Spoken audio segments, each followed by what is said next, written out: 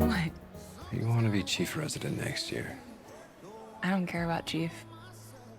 I just want to be a good doctor. Yeah. I mean, I think it's definitely what drew me to wanting to do this project. I think that there's a lot of depth that's explored for these characters, and it's always exciting when I kind of like have a first read of a script and there's so many things I have questions about, and there's so much opportunity to explore further, because, you know, obviously it's our job to live with those characters for as long as we're shooting, for a period before we're shooting, and I always am looking for something that's going to be really kind of like juicy in that way and give me a lot of energy to kind of keep digging.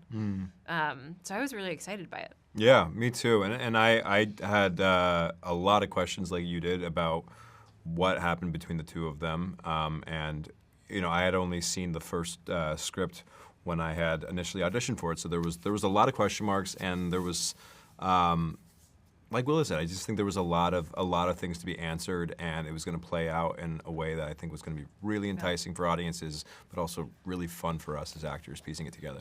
Got something to say? No. I just don't understand how you can have so much sympathy for someone who is actively destroying their lung transplant. How's your father? What? I heard he came in. Worsening CHF, uncontrolled diabetes. Probably doesn't watch his diet or take his meds, all of which drives you crazy, right? Yes. And has your attitude made him change any of his behavior? Sometimes you get a character that has a lot of backstory on the page, and that's always a gift because it gives you a lot of scaffolding to build on. And I feel like it was really lucky and exciting to get to have so much of her kind of childhood in this season. It was really helpful in building her as a character. Yeah, it's an interesting responsibility as an actor, especially on a series where you know, the writers are writing as they go, right? And you can only parse together so much. You can have conversations, of course, but a lot of it is with the hope of exploring it later on too. So you don't want to necessarily decide who this person is, where they come from, what they weighed when they were born. Like, all that stuff is going to be illuminated at some point, right? So including their birth weight. Including their birth weight, which Xander weighed 8 pounds, 6 ounces.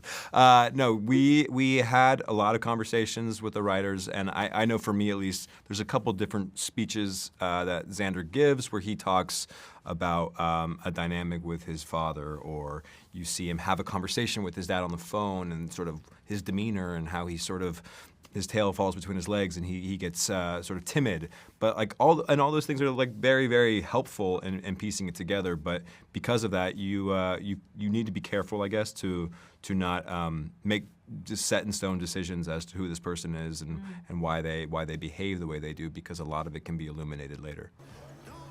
Are you off-road? Professionally. Professionally, I accept.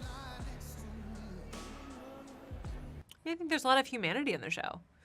I think that it's a really complicated story. I think there's a lot of really complicated stories in this first season, including the kind of like overarching one between Xander and Danny. And I guess I just hope that people have kind of like nuanced conversations about why they think and feel the way they do about what they've watched. I think that those are, you know, I always think that when something inspires conversation, that's exciting.